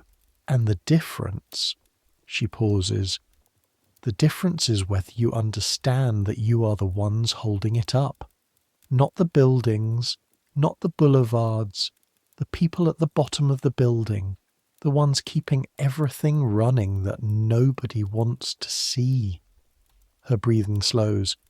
Get some rest, you say. You close her door softly. December. The boots have been repaired by Tessier, a franc 40, the full sole replacement, which turned out to be the right choice because the right boot's heel had also been separating and would have needed work within the month regardless. You walk better now. More confidently, in the specific way that good boots give you confidence, the assurance that the ground under your feet is meeting you properly, that you won't suddenly feel cold water entering from below. The workshop is busier in December. The Christmas orders, fine handkerchiefs for gifts, nightgowns for daughter's trousseau. The particular luxury of soft, perfectly stitched linen that communicates something about the giver, their taste, their means, their attention to the kind of quality that only someone who knows what they're looking at will appreciate. You are good at this work now, not just competent, good. Madame Colbert told you so in November, in terms that were as close to praise as Madame Colbert comes. Your seams have been consistently excellent this quarter. I'm giving you the lace collars. The lace collars are the most technically demanding item in the workshop's repertoire, the most expensive, the most visible. They will be worn at the throat, the first thing seen, the test of whether the workshop's reputation is earned. 2 francs and 50 centimes per week is no longer quite what you earn. 3 francs from December by Madame Colbert's decision, which she explained by saying that skilled work deserves skilled wages, which was true, and which she had apparently been willing to act on once she was convinced the skill was real. 3 francs. The arithmetic of your life adjusts. A new pair of stockings in December. A small payment toward the boot repair. A piece of cake from the pâtisserie on the Rue Saint-Jacques on a Sunday, eaten on the street, too sweet and perfect, standing in the December cold with the smell of sugar on your fingers. Small things. But they are the shape that life is made of. Not the grand events, not the flooding cellar or the inspector's visit or the sound of the vidangeur's pump at 2 a.m, but these. The daily accumulation of small decisions and small economies and small pleasures. The Rue Mouffetard in December is cold but alive. The market stalls have adapted to the season. Chestnuts roasting, tangerines in wooden crates, the first clementines from Corsica, small and bright, stacked in pyramids that gleam in the early morning like small suns. You buy 2 tangerines on a Thursday morning on your way back from the fountain. Their smell, sharp, citrus, clean, fills your hand as you carry them home. You sit in your room with the tangerines and your coffee, and you peel one slowly, pulling the skin back in a single spiral if you can manage it, breathing in the spray of citrus oil that releases as the peel breaks, and you eat it section by section, slowly tasting each piece. The window shows you a rectangle of December sky, pale blue, very clear, with a single trail of smoke from the chimneys of the building opposite drifting sideways in a light wind. The smell of the room is better, not gone, not entirely better, but better, a fact. You've been thinking in December about the city's 2 truths. The truth that Haussmann is building, the wide boulevards, the stone facades, the gas lamps illuminating the names of streets that did not exist 5 years ago, the truth of ambition and investment and the future being made in the present, the truth of a capital city deciding to look like what it believes itself to be, and the truth below the truth, the 20,000 cesspits, many of them old and cracked and seeping, the people in the upper floors of the old buildings, the people at the back of the market stalls, the people doing the work that makes the first truth possible, the seamstresses and the night soil men and the water carriers and the laundresses and the concierges in their dark rooms by the door, watching everything. The people whose labour is invisible precisely because the city would break if it stopped. The same way that air is invisible, because you cannot stop breathing it. You think about what Madame Vauquelin said, the people holding it up. You think about the way the building's social hierarchy is encoded in its vertical structure, with the wealth at the bottom and the labour at the top, and how the cesspit smell had risen upward against this logic, rising, always rising, the physical truth of how gas moves being democratic in a way that the building's social arrangements were not. The smell did not know about the Fontaine's red carpet, or Madame Berthier's piano, or Hortense's too expensive furniture. It moved through the stone with the indifference of physics. In the building, as in the city, the bottom feeds the top, and the top pretends not to notice. The difference is that sometimes the bottom stops pretending to be comfortable. The difference is that sometimes someone writes a letter. You walk past the works on the Rue de Rivoli in January. The Rue de Rivoli is being widened, has been being widened in this section for 2 years, as part of the great remaking. Where there were old buildings, there is now rubble. Where there was rubble, there are foundations. Where there are foundations, there is the skeleton of what will be the new facades. Beaux-Arts stone, white and uniform, the stone quarried from the same deposits that built Notre Dame's foundations and the walls of the Louvre. The scale is astonishing. Not the scale of the buildings themselves, which are 6 stories. The same as your building, the same as every building in central Paris. The scale of the decision.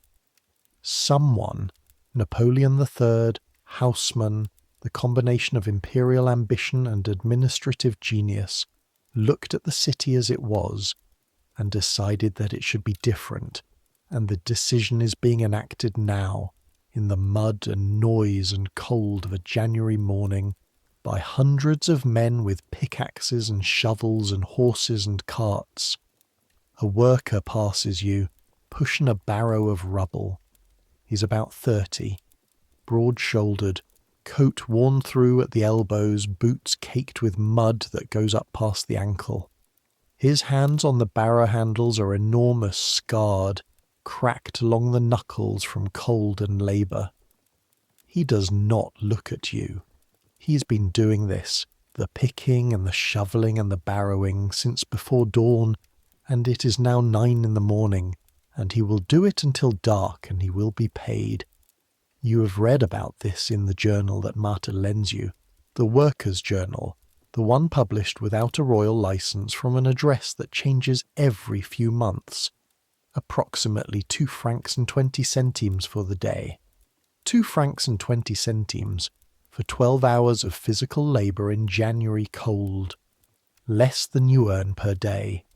And what he is building will not be for him. The new buildings on the Rue de Rivoli will rent for more per month than he earns in a quarter.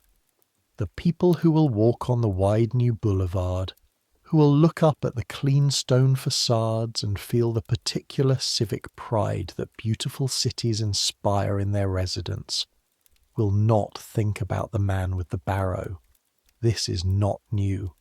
This has been true for as long as cities have existed. The pyramids were built by people who did not live in palaces. The cathedrals were built by men who died in the same poverty they were born to.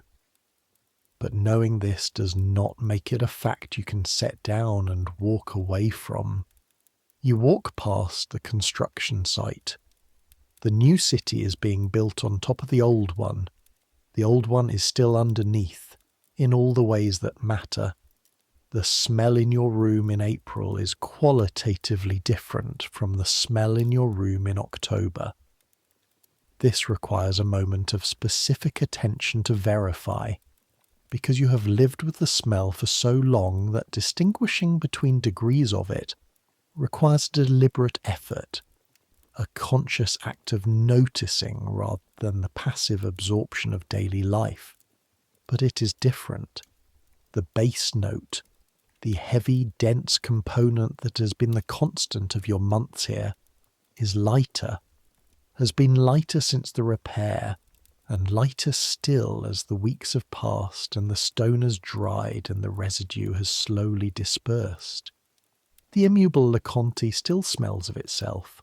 All old buildings do, but it smells of its age and its stone and its cooking and its inhabitants, which is a different thing from what it was smelling of.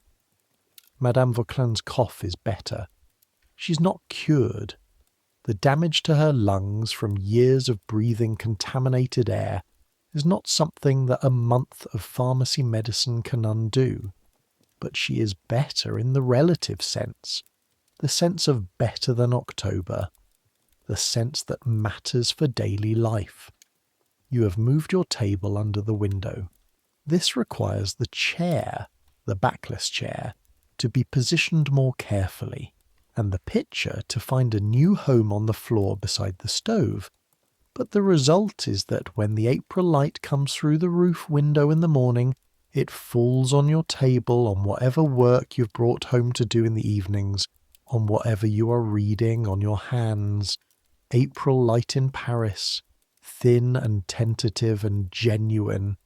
You spend Sunday mornings at the table writing, not letters to the prefecture, though you wrote 3 more over the winter, following up on Rochemont's order, verifying that Barbier had paid his costs, that the repairs had been inspected and certified.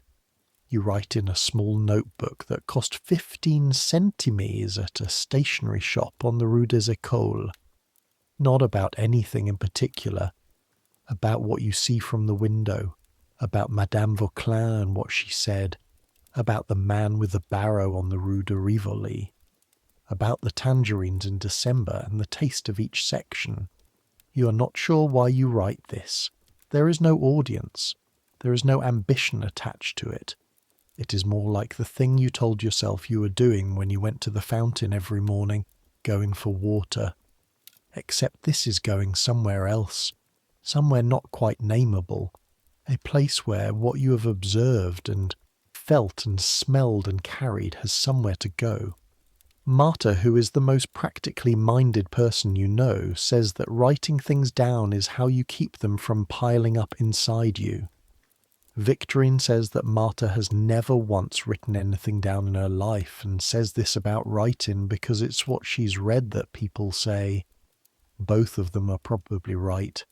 The evenings in April are long enough to be evenings, not the short, dark, immediate nights of winter, where the sun goes away at 4 and the city becomes a different place. Darker, colder, the streets changing character, the vendors going in, the taverns lighting up, the whole quality of life shifting into something that requires more deliberate effort to maintain. April evenings are gradual.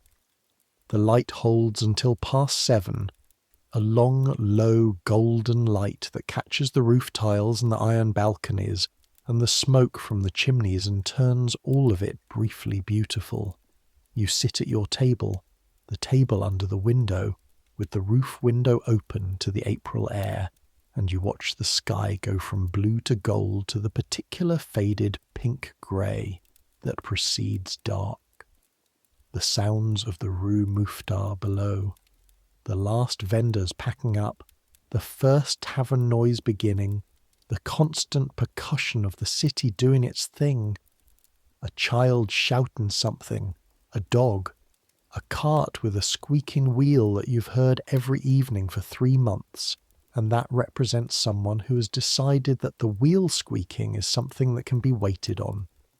The smell of the evening, coal smoke, food cooking somewhere, something with onions and something with meat. The cold mineral smell of April night coming, and underneath it all, if you pay attention, the faint, faint smell of the Seine, 3 streets away. The river smell, the smell of a city's entire life moving slowly through its centre. You have been here, at this window, in this city, in this building, 19 months now. You came with 3 francs and a letter and a conviction that felt like certainty. The certainty has become something different, not less, but different, more specific, less about what you imagined Paris would give you and more about what you have actually found here. You have found Marthe and Victorine and the particular education of women working together in a room for 10 hours a day. Madame Colbert, who is hard and fair in the specific combination that constitutes a kind of respect. Madame Pichon and her 6 letters and her 7th, which she wrote in the clearest language available to her.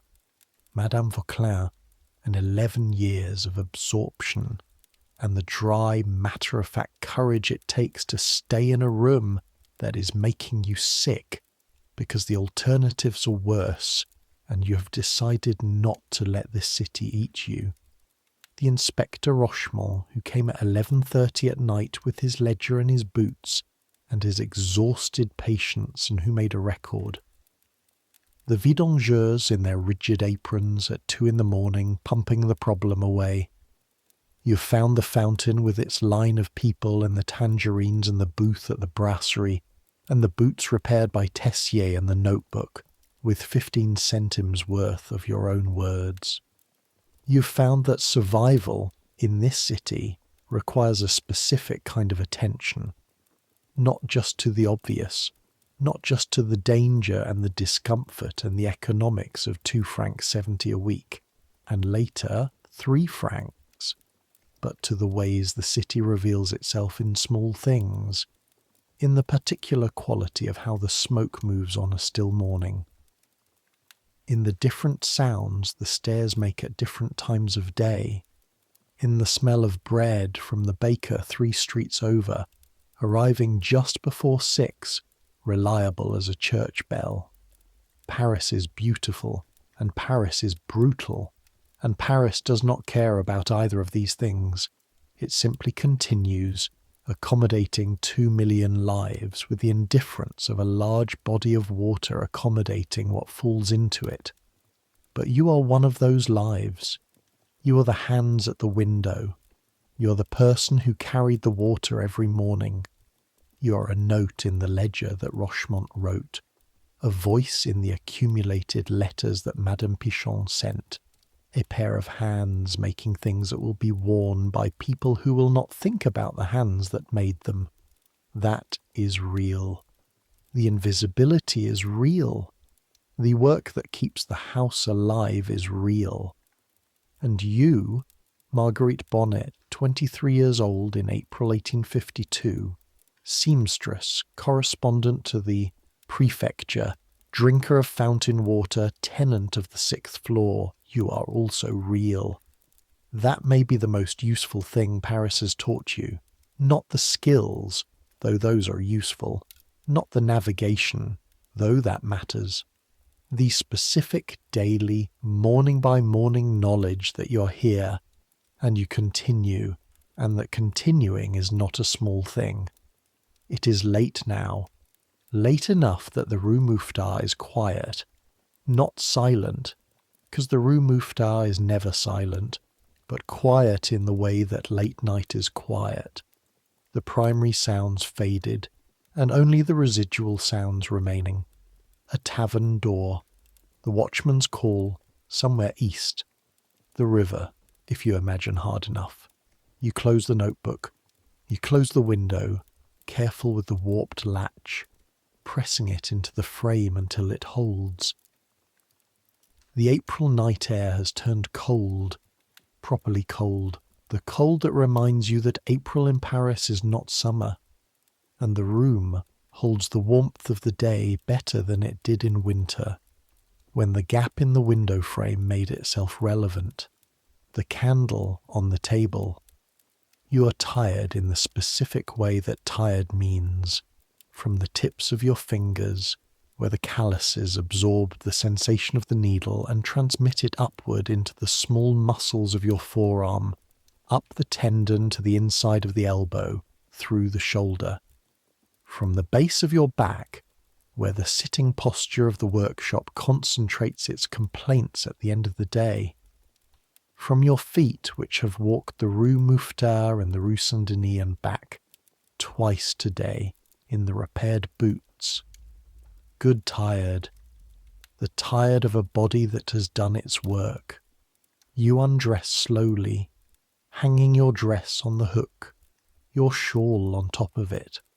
The mattress receives you with the familiarity of long acquaintance. You know its particular geography, the place where the straw has compressed most, the place near the edge where it is thinner, the exact angle of the bolster that allows your neck to rest without complaint. You pull the blanket up. The room is dark. Through the roof window the sky is not entirely dark. It never is in Paris, because Paris does not go fully dark, because 2 million fires and candles and the newer gas lamps in the better streets push their light upward into the clouds, and the clouds hold it. The sky is the dark blue-grey of city night, a colour that has no name because no one needed to name it before there were cities large enough to create it. In it, if you look carefully, you can find stars. Not many, but some, the ones bright enough to press through the ambient light. You look at them for a while. The sounds of the building around you, Madame Pichon in her room by the door settled, the Brandos, the children finally asleep after the youngest had a period of crying that lasted from 9 to 9:40 and ended with the quiet that signals unconsciousness. Morel, silent, he goes to sleep early and wakes early, the rhythm of a man whose work begins at dawn. And across the landing, Madame Vauquelin, breathing. You can just hear it, if the building is quiet enough. The regular rise and fall of her breathing, clearer than it was in October, still carrying traces of the wet sound but moving through it, moving toward the other side of it. She is still here. Paris is still here. Paris will be here tomorrow and next week, and in a decade when the last of Haussmann's boulevards are finished and the old city is unrecognizable, and in a century when the city has changed again in ways neither you nor Haussmann can imagine. The Seine will still run through the middle of it. Notre Dame will still stand, finished. By then, Viollet-le-Duc's spire complete, the stones cleaned, the gargoyles watching the city from their heights with the patient attention of stone, The Rue Mouffetard will still be there. It has been there for 1700 years and it is not going anywhere. The vendors will still sell their onions and their chestnuts. The cobblestones will be replaced and replaced again, and they will still be cobblestones. The building on the corner, not the immeuble Le Conte, which will be gone by 1890, replaced in Haussmann's later wave with a uniform stone building with uniform balconies and a uniform entrance. But the corner itself, the intersection, the relationship between the street and the hill, that will be there. People will live there, in better rooms than yours, rooms with running water, with toilets that connect to a sewer system that Haussmann is even now beginning to build under the new boulevards, rooms with central heating, rooms without cesspits. They will not think about the cesspits. Why would they? That problem is solved. It is history. But it was not history in October 1851, when the smell came up through the floors and Madame Vauquelin coughed, and Madame Pichon wrote her 6th letter, and you carried your cracked blue pitcher to the fountain every morning, and tried not to think too specifically about the path the water had taken to get there. It was real. It was immediate. It was the air you were breathing, and the people who solved it. Rochemont with his ledger, Madame Pichon with her letters, the vidangeurs with their pump at 2 a.m, the workers laying the pipes and the sewers under the new boulevards. They solved it through the accumulation of small, unglamorous, specific acts. Writing a letter, going out in the rain, doing the work that kept the house alive. The same work it always was, the same hands. You're getting sleepy. This is the body recognizing what the mind has been trying to resist. The slow chemical accumulation of fatigue, the gradual fading of the alertness that had been holding the day together. The candle has burned down low. You let your eyes close. The sounds of the city continue. They will continue all night. They always do, but they are changing register, moving from the active sounds of people doing things to the passive sounds of a city breathing. Carts late. Somewhere, a laugh. The watchman, again further away. The river, which you cannot hear but which is there, always there. The slow, dark movement of the Seine through the city's centre, carrying silt and rain and time. Tomorrow there will be the fountain and the workshop and Madame Colbert and the lace collars and the particular concentration required to make the seam invisible. Tomorrow there will be the smell of coffee and bread and the particular cold of October. No, April. April now, not October. April and the flowers in the market on the Rue Mouffetard, the first spring flowers, cheap enough to buy one if you decide it is a worth it expenditure, one small flower in the ceramic pitcher beside your stove, orange or yellow or white. Tomorrow. But not yet. Right now. Only this. The same as yesterday. The same as every day, stretching back to the morning you arrived. Hungry, frightened, overwhelmed, and stretching forward to wherever this city takes you next. You are here. You are 19 months here, and you know this place now, the way you know a language you've been learning by speaking it rather than by studying it. Not perfectly, not with a native's ease, but with the confidence of genuine practice. The confidence of someone who has been in the sentences and survived them. You have survived. The smell, the cold, the failing cesspit, the November flooding, the inspector at 11:30, the long calculation of whether 2 francs 50 is enough, and then 3 francs, and the boots and the tangerines, and the things that almost went wrong, and the things that did go wrong, and the things that worked out anyway. You have survived Paris, or Paris has survived you.